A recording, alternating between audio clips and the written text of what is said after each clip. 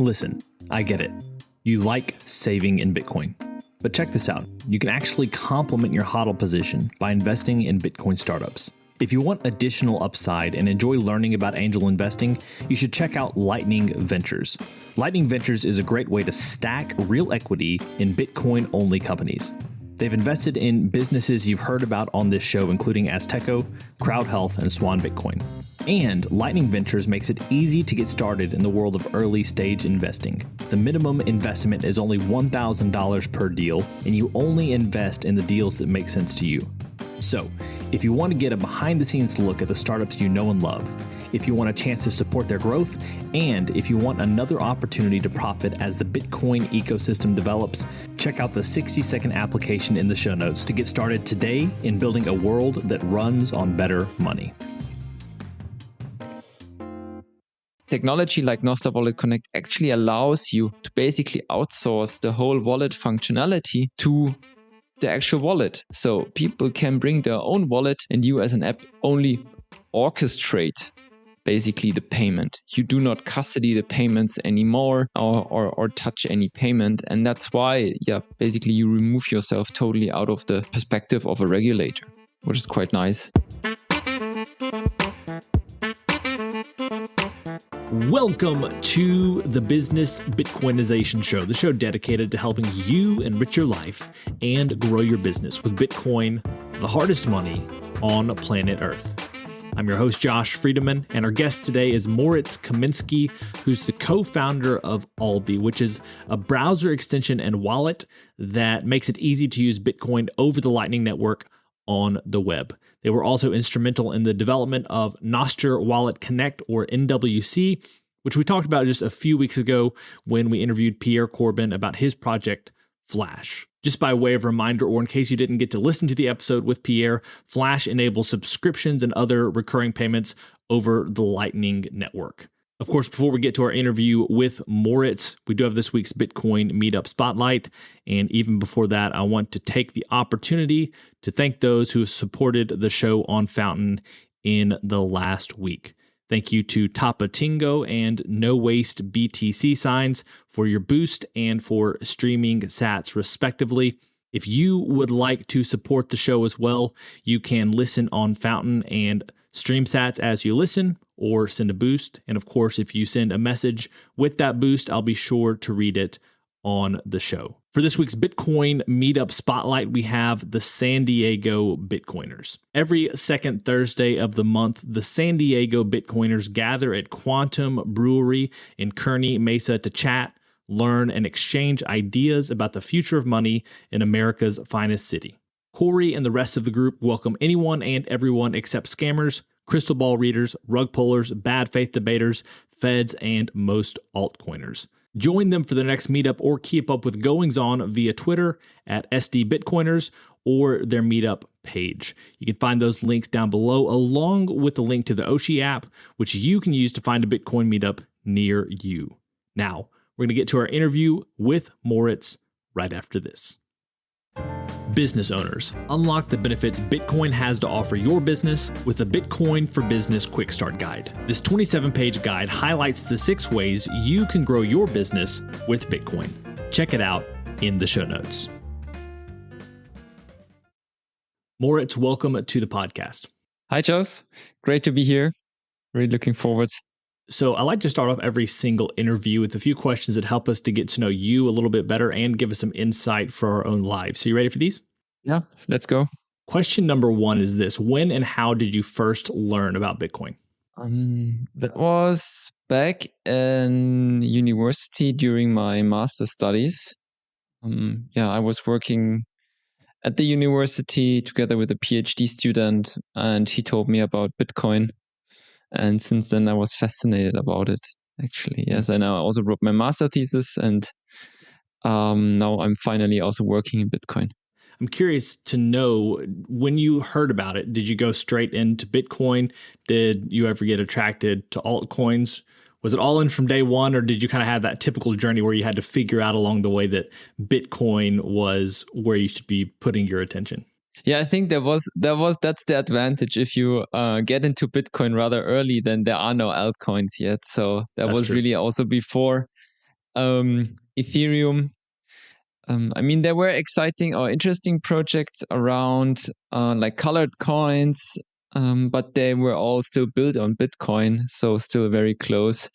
So I never really had a like big detour of altcoins. Yes, I looked at it, but somehow never really was attractive to me. Question number 2 is this: what's an insight or fact about Bitcoin that you wish everyone understood? So yeah, we are talking. So at Alby, we are talking a lot with businesses also to adopt Bitcoin payments, but also to consumers like normal users. And one thing that they always think of, like Bitcoin is a scam, and what I don't like about is that they usually say, and I think that's probably normal for Bitcoiner to understand that, but not for no coiners. So for them, it's like really Bitcoin is equal to crypto, and I would say that's actually not true at all, right? So it just starts with the fact that you can actually send Bitcoin instantly between people of any amount, and this is hardly possible with any other cryptocurrency. And also Bitcoin is actually highly accessible, and what I mean is, for example, that you can run your own node and you do not have to invest huge amounts in hardware to be able to validate transactions. You can do that actually with a SSD card and a Raspberry Pi already. And I think these are things that are not really considered or respected by a lot of people, just because they don't know about that. And the other thing is that a lot of still quite some people say, yeah, Bitcoin is very consumes a lot of energy, and that is certainly true. But I would wish that they also put things into perspective. So there are actually reports that say more than 50% of Bitcoin mining is powered by renewable energy, right? And but still people say, okay, it consumes a lot of energy, but they actually do not ask themselves, okay, how much are like other financial systems consuming? And I would wish that they also would understood and have a more balanced opinion about that. Yeah, I think Bitcoin mining and the energy usage conversation is extremely interesting. And I do wish that more people took time to understand how Bitcoin mining can be really beneficial, whether or not it's, whatever percentage of renewables being used. It's just such an interesting conversation, maybe one for a different day. Question number 3 is, what is the Bitcoin resource you most recommend to other people? Yeah, it's actually using Bitcoin ultimately. I experienced that myself, that I learn most when I really use the stuff that we are working on at Alby, for example. It's just essential to everything to get familiar with things, these things to reach certain level of proficiency there. And yeah, I mean there are really several different ways how you can get into that. So for example, just use a Bitcoin wallet to store your Bitcoin yourself and not leave them on an exchange, or use a Lightning wallet for your daily spendings. And in general, really also spend Bitcoin. I mean, you can always rebuy them, but yeah, just really use them. Sign up for a Bitcoin app. And such, like the knowledge that you get by really using Bitcoin, it's also a lot more effective than just reading about it. Question number 4, beyond Bitcoin, what's a resource, tool, or idea that's been helpful to you or your work at Alby recently? We've been working on quite an interesting project recently, which is called NWC. Like, that's the abbreviation for Nostr Wallet Connect. And that's not directly related to Bitcoin, so that's why I can actually mention it here. But it will ultimately, or we believe for us and for the whole ecosystem, it will be essential. It will enable a lot more developer activity. It will make the usage of Bitcoin apps a lot better. And yeah, maybe we can talk some seconds about that later on. But this is really something that we believe, and also a lot of other wallets and apps believe has huge potential and impactful the ecosystem going forward. And now we have our final, what we call our arbitrary but insightful question, which is this: as a general life principle, is it better to ask why or why not? Hard to say what's better and not. So, like, I personally would say I rather ask why not, because I would say I'm naturally a rather optimistic person. I'm quickly excited about new things, so I sometimes have to rather like stop myself and convince, okay, why should I actually not do that? And yeah, I mean, also like building a business, I think you need to be active, proactive, and have clear goals in mind that you want to achieve, and that's why it's rather the latter. Meet Linkster, your premier Bitcoin-focused advisor. Linkster caters to businesses, institutions, family offices, and high net worth individuals. They merge your unique financial goals and needs with Linkster's Bitcoin expertise to craft your own sustainable plan to preserve and grow the value of your hard-earned profits and retained earnings. At Linkster, it's not just advice, it's tailored execution. Connect directly with the founder by visiting linkster.com. That's LYNCSTER.com. Linkster. Secure your future with Bitcoin. Today's episode of Business Bitcoinization is proudly brought to you by Velis Commerce, where the future of business technology meets Bitcoin. As we journey through the era of Bitcoin and its transformational impact on businesses, there's one name that stands out: Velis Commerce. Whether you're looking to build a cutting-edge website, a seamless mobile app, or custom software, Velis is your go-to team. They've been diving deep into the world of Bitcoin since 2014, making them one of the most experienced groups for integrating Bitcoin and Lightning payments into a variety of digital platforms. But here's what truly sets them apart. Velis Commerce doesn't just build. They bring a wealth of knowledge to ensure your project's success from day one. Their team understands the nuances of Bitcoin, ensuring that your business stays ahead of the curve. And for all business Bitcoinization listeners out there, Velis Commerce is offering a free consultation to kickstart your project the right way. So if you're ready to future-proof your business in the coming age of hyper-Bitcoinization, head over to veliscommerce.com or reach out on Twitter at veliscommerce. Let's make sure your business thrives in the Bitcoin era. So, Moritz, we're here today to talk about Alby. We read a little bit in your bio earlier about Alby, but if you could share with us a little bit about the project as well as how it's developed over the last couple of years, maybe. Then we'll get into some of the ways that either businesses or individuals can be using it for themselves. But first of all, just what is the project and how's it developed in the last couple of years? Yeah, Alby is actually it's a community project. It was built on a hackathon, and also has still today also an open source project. And the idea is really to bring Bitcoin to the web, right? So, I mean, yes, you can use Bitcoin for saving, which is a valuable use case, but Bitcoin is actually more than that, especially together with the Lightning Network. And we at Alby, we are providing tools for developers and consumers to use Bitcoin on the web, to send and receive Bitcoin easily, and be really like your companion when it comes to your daily spendings of Bitcoin. So Tomek connected us. I interviewed him a couple of months ago for the Bitcoin Film Fest. His partner there, Pierre, I had a follow-up interview with Pierre just a few weeks ago, and we talked about his new project, Pay with Flash. He talks about how Alby can integrate into that, and so he recommends Alby as a great pairing for Flash.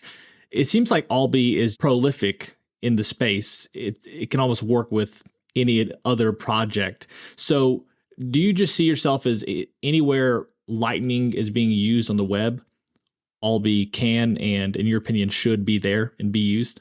Yes, definitely. So that's where we want to be, and that's also like our value proposition to users, but also, I mean, especially to developers, because I think ultimately we will only have more Bitcoin adoption if there are more projects building on Bitcoin, offering their own services, giving users a reason to actually use Bitcoin. And yeah, Tomek and Pierre are both great guys, and Pierre discovered early what you can actually do with the set of tools that Alby is providing. And now, Alby is basically powering Flash's APIs, and he made actually great use of it. Quite innovative service that he is providing with Flash, and that's because of the mentioned protocol Nostr Wallet Connect, and the Lightning wallet like Alby. So since you brought up Nostr Wallet Connect again, I think this is a great time to kind of double down there. I was really intrigued to learn a little bit about how Nostr can be used in payments. But could you talk a little bit more about NWC? And you said that that's something coming from the Alby community, right? Yes, basically, that's true. So it's initiated from Vitor from Amethyst and the team at Alby, basically, and it's an open protocol to allow apps to connect to wallets, or users bring their own wallet to apps to have native payments directly within an application.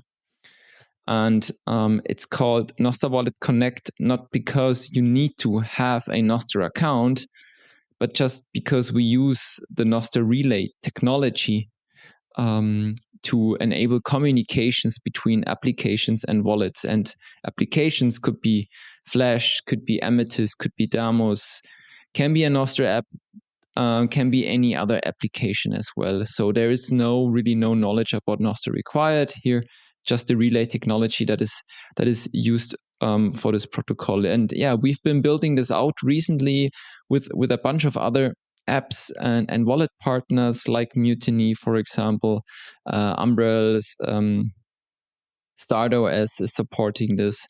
And I think there are already more than 20 apps also supporting this. And yeah, I'm personally super excited about that, because from a developer perspective, if you build an app and if you build a payment app, and you ultimately will do that if you integrate Bitcoin, right? You always face this challenge of, okay, do I actually want to custody funds of users? Do I want to request them to deposit money first on my app? Because then you are quickly facing some regulatory questions, and this will come with cost. This will come with quite some headache ultimately, where developers are not really, they don't really know how to deal with that. So better avoid that, right? And technology like Nostr Wallet Connect actually allows you to basically outsource the whole wallet functionality to the actual wallet. So people can bring their own wallet, and you as an app, you only orchestrate basically the payment. You do not custody the payments anymore, or touch any payment. And that's why, basically you remove yourself totally out of the perspective of a regulator, which is quite nice. Yeah, and I'm curious, do you see regulators having an issue with that, or is this just a nice way to sidestep that whole issue? Do you foresee having to deal with that, having to deal with regulators about this in the future? Given the actual regulations right now, the current rules, certainly not. But yes, I mean, rules change over time. They get more strict. Maybe they also get less strict. We will see. But if we just take the definitions of today's rules, then there's certainly no problem using that, because you are not custodying funds of users today. You are basically using existing web technologies, and leave all like the keys on the side of the user, and leave it up to them to actually make the payment, to actually receive a payment. So I'm not super technical, and I think a good bit of my audience probably isn't either. Although, as you come to Bitcoin, if you start listening to people, podcasts like Stefan Livera or whoever else, you kind of you get in that world a little bit more. But I'm very much at the point where I'm hardly dipping my toes in, and I'm guessing there are at least some people listening to this that will feel that way as well. Is there a way that you could kind of describe how Nostr Wallet Connect works using another service? I'm thinking like maybe Pay with Flash, since we're sort of familiar with that, or something else that you think might illustrate it better to help people who are less technically minded kind of understand how it works a little bit more. Yeah, so from a user perspective, it's actually quite simple. You need to sign up with a wallet that is Nostr Wallet Connect enabled, like Alby, for example. And all you do is then you access an app like Flash and you connect your wallet. And that's it. And the big difference to the previous model is just you don't need to create a new wallet and deposit money into Flash, for example, but you can just bring your own wallet and connect it. It's a little bit like sign in with Facebook or connect your GitHub account, for example. It's just sign in with Alby or connect your Alby wallet, and you can have then native payments without switching apps and such. Now, when it comes to Alby itself, my understanding is you can connect a Lightning node, but there's also a custodial option. Is that correct? Yes. So if we look at the product landscape of Alby today, then at the core there is an Alby account, and this Alby account for now still is a managed wallet, and you can connect that to the Alby browser extension. But you can also connect other wallets, nodes to the Alby extension according to your own preferences. And as I mentioned, there is this web account, the Alby account, which is a managed wallet. And what we are now working on is basically giving users a way to connect their own Lightning node, so that users will be able to upgrade their Alby account and run their own Lightning node in a self-hosted way in the future. So I think a lot of people listening to this will probably see how Alby could potentially benefit their business for payments, even connecting it with Flash or something like that. If you were to create sort of a tech or services stack that would incorporate Alby that business owners could use, what guidance would you give to help them think through what they need to be setting up to kind of get the most from Alby and whatever else, whatever other services might pair well for a business in particular? I think like first and foremost, they need to have sort of a use case right in place for Lightning payments. What is typically like instant payments, which is like micro payments, and podcasting is, for example, one of them. And there are actually quite some podcast companies that integrate the tools, APIs from Alby. And what we really make it a lot easier for where we make it easier for these developers is really they do not need to manage their wallet actively or their node actively, right? That's completely automated away by Alby. And they only need to see how they can basically implement the payment functionality into their applications, like Flash did, for example, or like podcast companies do. What we then usually provide is also guidance around these protocols, like NWC, for example, or in podcasting there is also an open standard that needs to be followed, which is called a value tag, for example. And with that, they can actually really it's often just a matter of days instead of weeks to implement payment functionalities into their applications. You mentioned podcasting. We're on a podcast right now. What are some of the services that have been most open to working with Alby, incorporating Alby, that people who might want to start a podcast in the future could be thinking about? So I can definitely recommend a page, which is podcastindex.org. They nicely summarize all the services that are that follow this podcasting 2.0 specification. And what it is basically, it's a set of features. It's also a community actually that wants to improve podcasting with new features. And I'm talking about these micropayments, for example, but there are also like transcripts, chapters, all these sort of features that they propose, and then they are adopted by podcast hosting companies like RSS.com, for example. Blueberry is another example, Captivate and such. And on the other side, there are also podcast players, right? They need to play together well, so that someone who sends a payment from a podcast player to a podcasters on a podcast hosting service, that they can also receive that. I think what you mainly right now see is that quite well coverage. I think like 2 or 3 of the top 10 podcast hosting companies already support Bitcoin payments, and it's more than 10, 11 or so podcast players that allow streaming money to their favorite podcasters. So I use Captivate. This is going to be something that a lot of people who aren't podcasters may not care too much about. But if anyone ever wants to have a podcast, I would highly recommend Captivate in a lot of ways. They just offer a lot of great features, in my opinion. One thing that has bothered me, and this is probably true with a lot of podcast hosts like Captivate, is that even if there's like this value for value capability, Bitcoin's not really incorporated into a lot of their offerings. For instance, they allow for memberships and tips and things like that. They give you the opportunity to integrate with Stripe, but I would love to integrate with a wallet like Alby and let people pay through Captivate, my podcast for different things.